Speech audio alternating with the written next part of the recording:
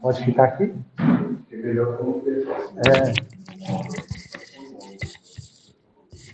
Pode ser assim? Boa noite a todos. Boa noite. Que a paz do Mestre Jesus esteja em nossos corações e nossas mentes hoje e sempre. Queridos irmãos, como o tempo passa rápido. Já estamos praticamente ao final do ano. Como o tempo passa rápido. Já estamos entrando um novo ano. E isso faz com que nós busquemos fazer reflexões. Como que foi esse ano que está se encerrando? O que nós conseguimos realizar em termos de qualidade moral, em termos de busca de elevação espiritual ao longo desse ano? Será que nós ficamos devendo alguma coisa para aquele planejamento que fizemos há um ano atrás? Será que a gente conseguiu concluir todas as metas que estavam previstas para realizarmos esse ano?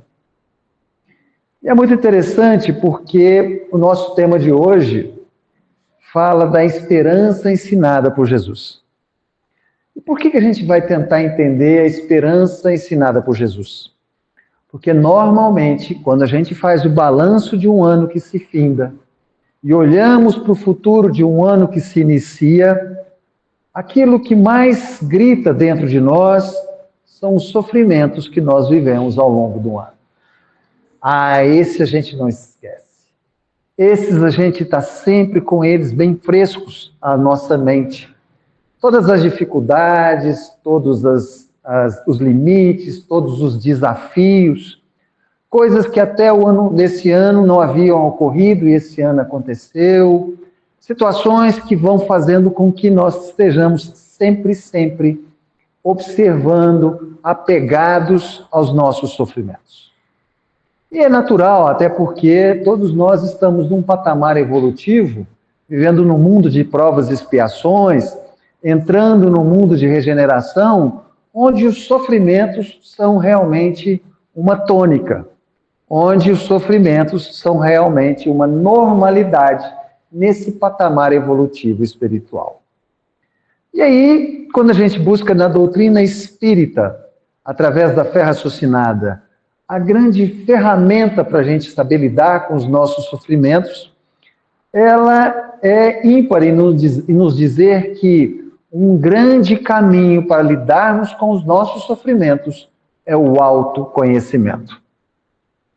E aí, fazendo uma reflexão sobre a questão do autoconhecimento, que adveio lá da antiga Grécia, né? Nós vamos percebendo que o autoconhecimento nos dá várias vertentes de entendimentos.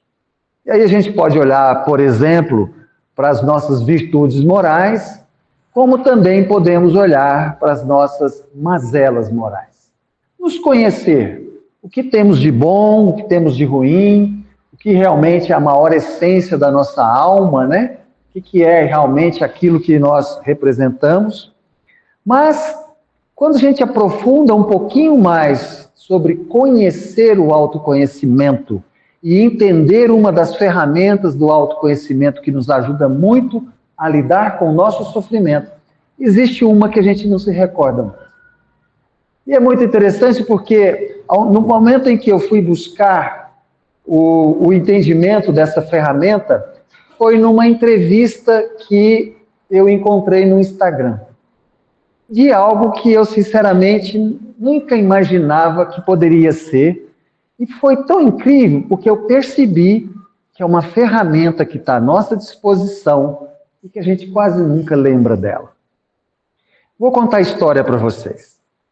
Eu lá, tem algumas páginas do Instagram que eu gosto de seguir, e tem uma que conta a história de algumas músicas. Músicas de sucesso, músicas que nós mesmos cantamos e tudo mais. E numa dessas entrevistas, uma repórter entrevistava um poeta. E ele contando a história de uma música que fez muito sucesso aqui no Brasil. Como é que isso ocorreu? A história é a seguinte.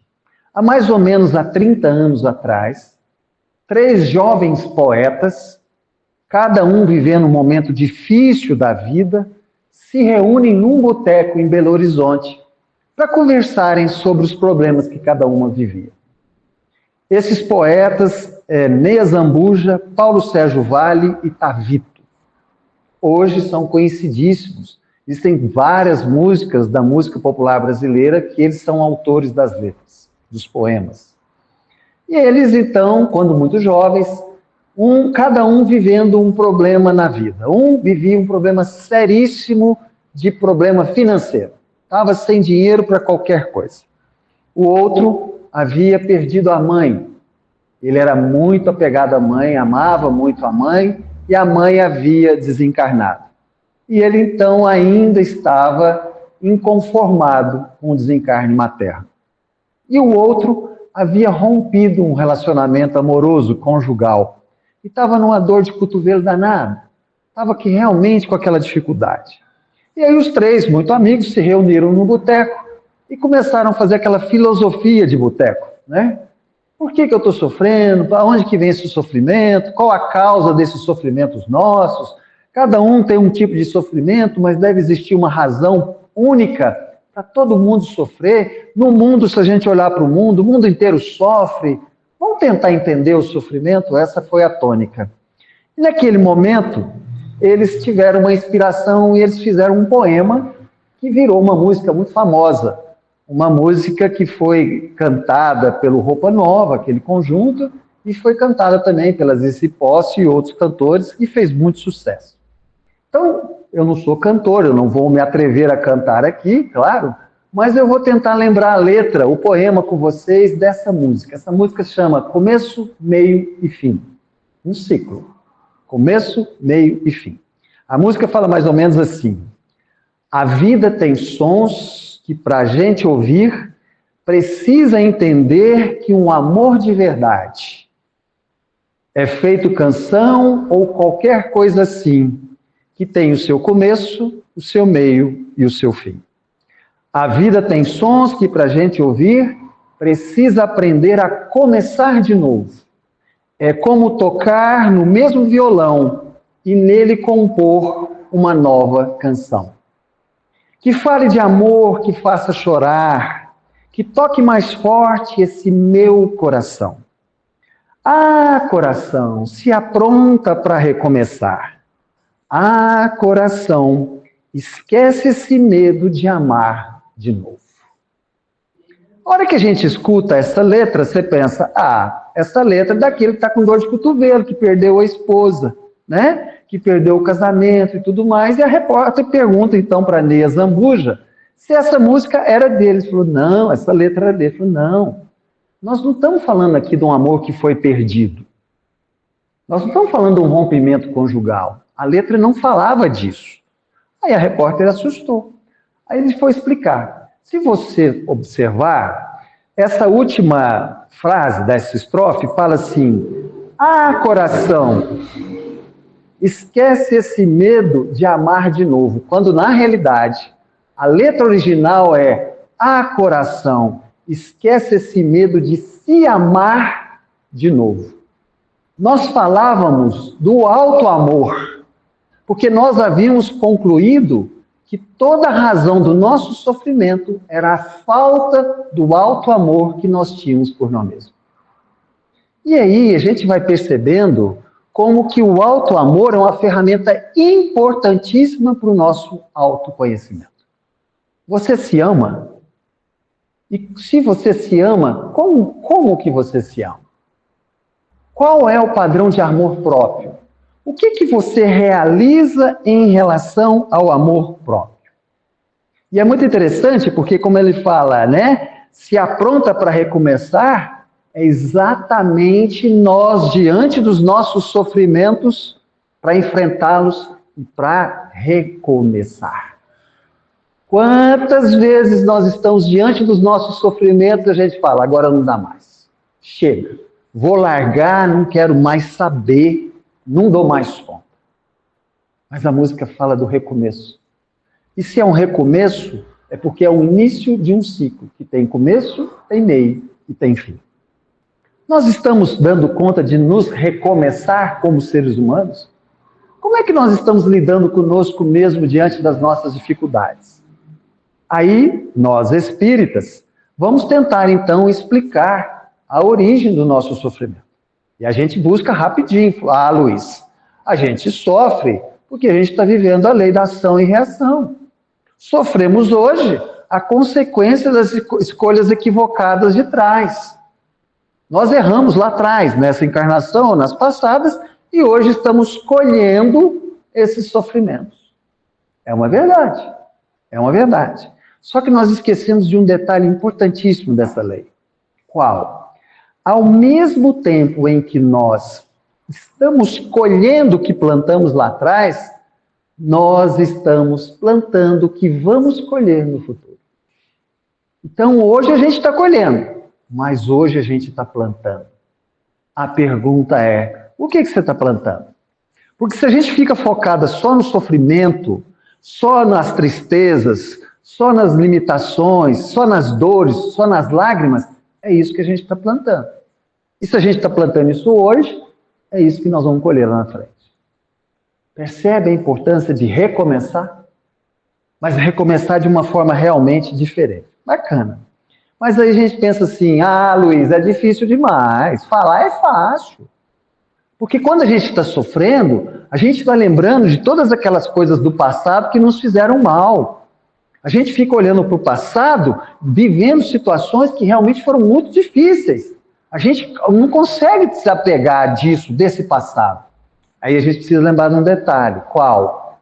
Nem Deus muda o passado. Vocês já viram alguém que Deus mudou o passado dele?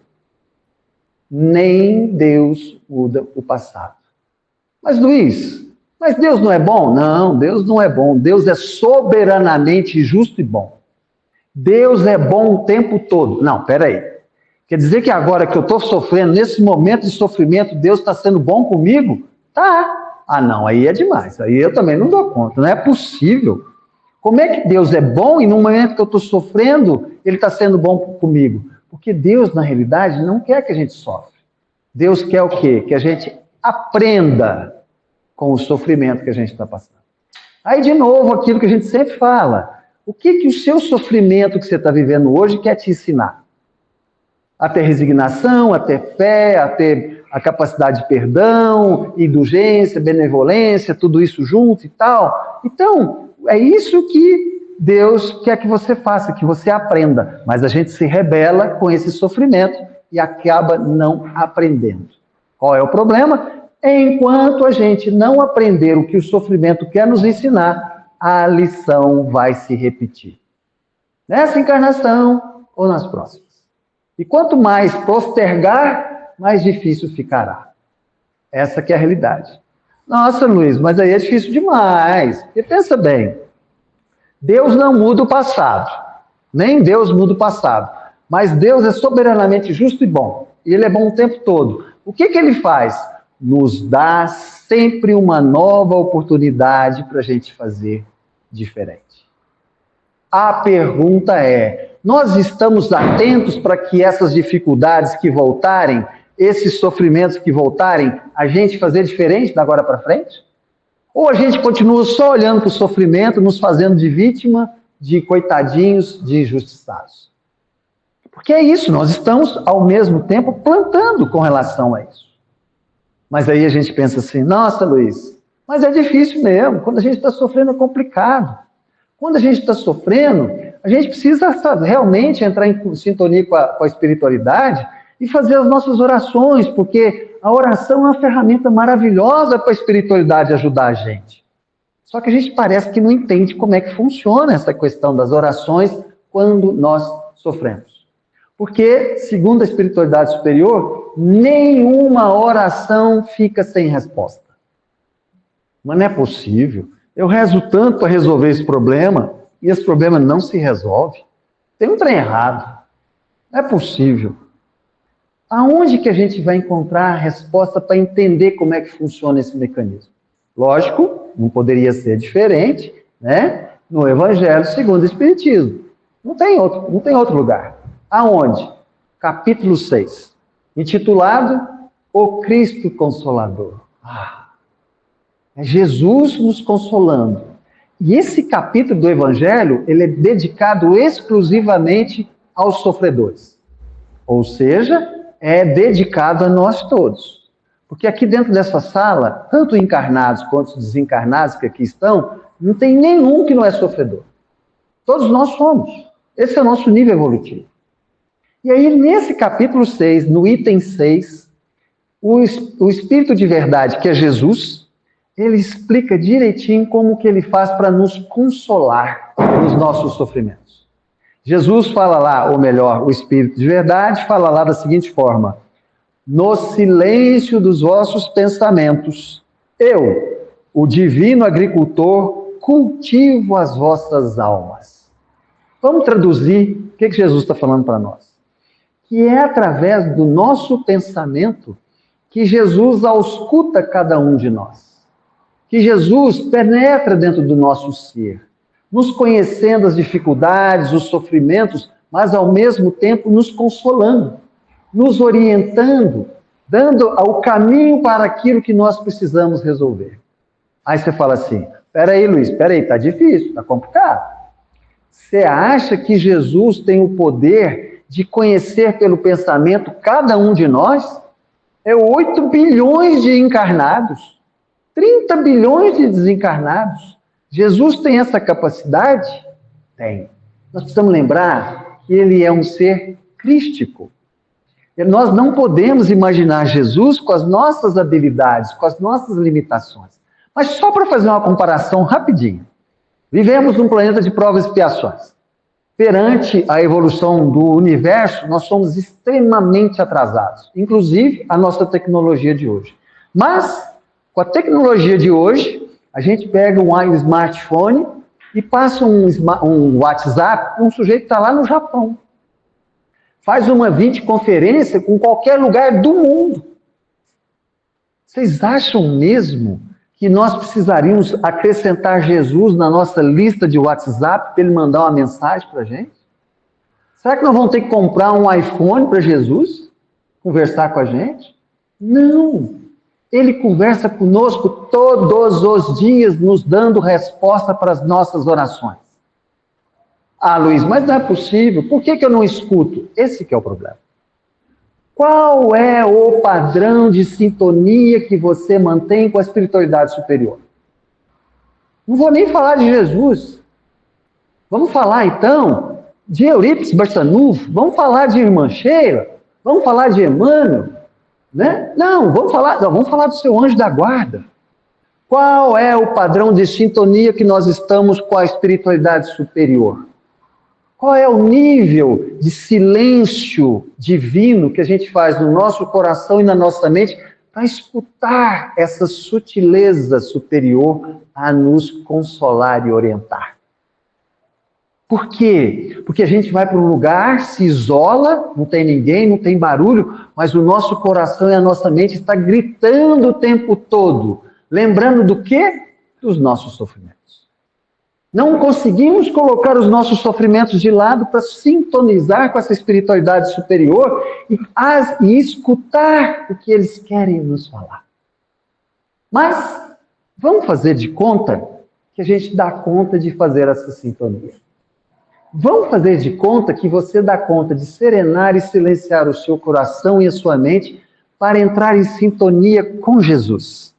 Você entrou em sintonia com Jesus. Se você está em sintonia com Jesus, o que você falaria para ele? O que você perguntaria para Jesus? Qual seria o seu pedido para Jesus?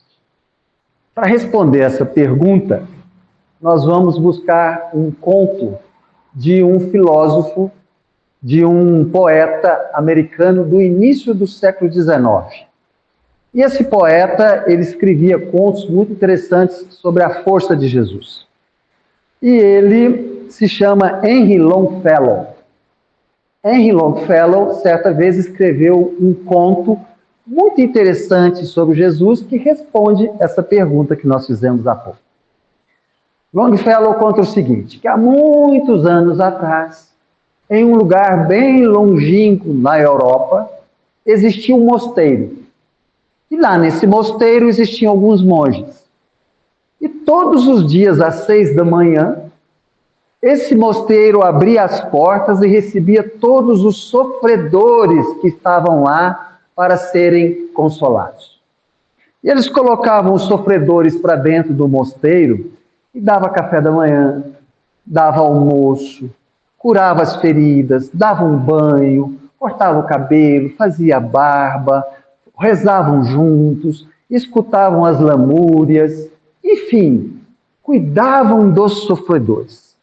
E cada dia um monge era designado para abrir o portão e cuidar dos sofredores. Só que nesse mosteiro tinha um monge que era diferente dos outros. Por quê? Ele era o monge mais velho de lá. Ele estava lá há décadas. Ele já estava velhinho. E ele, todos os dias, tinha o hábito de acordar antes dos outros monges e fazer uma oração a Jesus. Ele era devoto de Jesus. Ele era apaixonado por Jesus. E todos os dias, ao longo de décadas, ele se punha de joelho e fazia a oração. Mestre Jesus, deixe que eu te encontre. Permita que eu segure nas suas mãos. Permita que eu sinta a sua presença, que eu olhe nos seus olhos. Permita que eu esteja com você. E ele fazia isso de forma fervorosa todos os dias, de forma reiterada. Um belo dia, ele acorda para fazer a oração dele. Quem está do lado dele? Jesus. Ele se assusta, abre os olhos, emocionado, pula da cama, se ajoelha, sorri numa alegria profunda. Naquele momento que ele vai conversar com Jesus, toca a campainha do mosteiro, anunciando que está na hora de abrir o portão para receber os sofredores. Naquele dia, quem era o monge responsável para receber os sofredores? Ele. Aí ele toma um susto que pensa, nossa, e agora, o que eu vou fazer? Eu preciso decidir, eu vou lá cuidar dos sofredores ou eu fico com Jesus que pedi durante décadas a presença dele? Eu orei tanto por esse momento, o que eu faço? O que você faria? Qual seria a sua escolha? E aí, ele pensa imediato qual a solução que ele precisa tomar, e ele, sabedor das suas obrigações evangélicas, dá um sorriso amarelo para Jesus, como que se desculpando, abaixa a cabeça e sai da cela ou do seu quarto para ir atender os sofredores. Aí ele vai lá, abre o portão, coloca os sofredores para dentro, atende um por um, com amor, com dedicação, com entrega, com paciência, um por um fazendo a sua obrigação. Passa o dia inteiro fazendo isso. Mas o coração dolorido, entristecido, ele havia perdido a oportunidade de estar com Jesus. Praticamente a vida inteira dele, ele pediu por aquele momento e não foi possível. E ele então, depois de terminar todo o seu trabalho, volta para sua cela, para o seu quarto, entristecido, mas com a sensação de dever cumprido. Olha que ele entra no quarto, quem está lá? Jesus. E ele se ajoelha, começa a chorar, fica super alegre, totalmente entregue. Jesus chega até ele, o levanta, dá um abraço apertado nele e fala para ele, se naquele momento, hoje de manhã, você tivesse ficado no quarto, eu teria saído. O que essa história de Longfellow quer nos contar? Da essência de Jesus.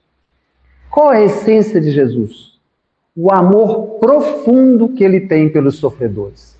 O amor profundo que ele tem por todos nós. E aí, o que Jesus está nos mostrando? A importância do nosso auto-amor. Porque é exatamente quando eu estou ferido, sofrendo, que eu cuido do sofrimento do outro, eu estou cuidando do meu sofrimento. É o desapego de nós mesmos. Então nós precisamos compreender que o que Jesus quer de nós é que nós possamos fazer aquilo que nos é colocado para fazer. Jesus quer de nós aquele trabalho de formiguinha. Ele não quer que nós sejamos os salvadores da pátria, que a gente chega e resolve para todo mundo. Não, porque ele sabe que o trabalho é coletivo. É cada um de nós fazendo a nossa parte dentro daquilo que nos cabe. O que Jesus quer? Jesus quer que nós florescemos aonde Deus nos plantou. Onde que Deus nos plantou? Na nossa família, no nosso trabalho, na nossa sociedade, no centro espírita que a gente participa. Nós estamos florescendo onde Deus nos plantou? Será que eu, como membro dessa casa, estou fazendo o melhor que eu faço? Que seja pouquinho, mas esse pouquinho é bem feito? Será que eu em casa, como esposo, como esposa, como filho, como pai, como irmão, como avô, como neto, eu estou fazendo um pouquinho que me é dado para fazer? Não, eu fico só olhando para o meu sofrimento. Eu fico só olhando para as coisas ruins que tem na minha vida. E eu esqueço que o meu auto-amor só vai se desenvolver se eu lembrar da maior lei de Deus. Qual é a maior lei de Deus? A lei do amor. E o que a lei do amor fala? Amar a Deus sobre todas as coisas e ao próximo como a si mesmo. Eu só posso amar o próximo se eu me amar. E qual é a importância de se amar? É tão importante assim? Vamos lembrar de uma situação corriqueira que provavelmente todos que aqui estão já viveram. Você vai fazer uma viagem de avião. Aí o avião já está taxiando para levantar o voo, de repente o comissário de voo começa a dar instruções. Se a aeronave despressurizar, máscaras de oxigênio cairão. Coloque primeiro em você para depois você ajudar quem está do seu lado. Ora, eu só posso ter paciência com o meu próximo se eu tiver paciência comigo. Eu só posso perdoar o meu próximo se eu me perdoar. Eu só posso ser indulgente com o meu próximo se eu for indulgente comigo. Percebe? Qual é o padrão de qualificação moral que nós estamos tendo? Conosco mesmo. E aí a gente vai percebendo que quando a gente vê e vai lá, a esperança ensinada por Jesus para o ano que está chegando, e para que nós possamos compreender os sofrimentos que nós estamos vivendo, porque no ano que vem vai ser ótimo, mas os nossos sofrimentos virão. Estamos aqui para realmente lidar com as adversidades, com as dificuldades, com os limites. É isso que nos faz evoluir espiritualmente. Então, como que eu posso criar esperança dentro de mim? Buscando fazer a minha transformação moral. Construindo quantos de qualificação moral dentro de mim. Desenvolvendo o meu amor, a minha caridade, a minha bondade, a minha presteza, a minha paciência, a minha pacificação, a minha indulgência, a minha benevolência, e assim por diante. Porque quando eu cuido de mim, eu cuido do meu próximo. E a hora que eu cuido do meu próximo, o que eu fiz para o outro volta para mim. Não existe esperança maior. E essa esperança está exatamente na nossa capacidade de trabalhar a nós mesmos. E aí a gente lembra de novo de Jesus. O reino dos céus está dentro de vós. O que nós estamos fazendo com o reino dos céus que está dentro de nós? E é isso que é lindo no Espiritismo, porque o Espiritismo joga luz sobre todas essas situações, mas também nos traz a responsabilidade pessoal de lidar com esses desafios que temos. Então, meus irmãos, que a gente se lembre, sim, de todos os aprendizados que nós vivemos ao longo desse ano, mas que nós não esqueçamos do aprendizado de que aquilo que nós podemos fazer para ter esperança para o ano que vem está nas nossas mãos. É a nossa capacidade de transformar quem somos. E nós só temos força para mudar a nós mesmos, é que nós vamos criando a condição de evoluir. Ficar chorando os nossos sofrimentos, nos achando vítimas, nos achando injustiçados, não vai realmente resolver o nosso problema. Segundo Bert Hellinger, ele fala que sofrer é mais fácil do que buscar soluções. E é exatamente esse processo que nós temos que entender. Isso exige de nós maturidade espiritual. Sofrer é mais fácil que buscar soluções. Mas, se Deus é soberanamente justo e bom, e Ele é bom o tempo todo, a todo instante, através de seu braço direito na terra, nosso Mestre Jesus, nosso guia e modelo, estamos recebendo inspirações para poder fazer as escolhas acertadas. para fazer a nossa transformação moral. Afinal, se nós queremos mudar o mundo, queremos um mundo melhor, esse início da mudança começa em nós. Não no ano que vem, mas nesse exato momento em que aqui nós estamos. Refletamos. Muitíssimo obrigado pela presença de todos vocês, pela atenção, pelo carinho. Um beijo grande no coração de todos. Que Jesus nos abençoe. Uma boa noite. Muito obrigado.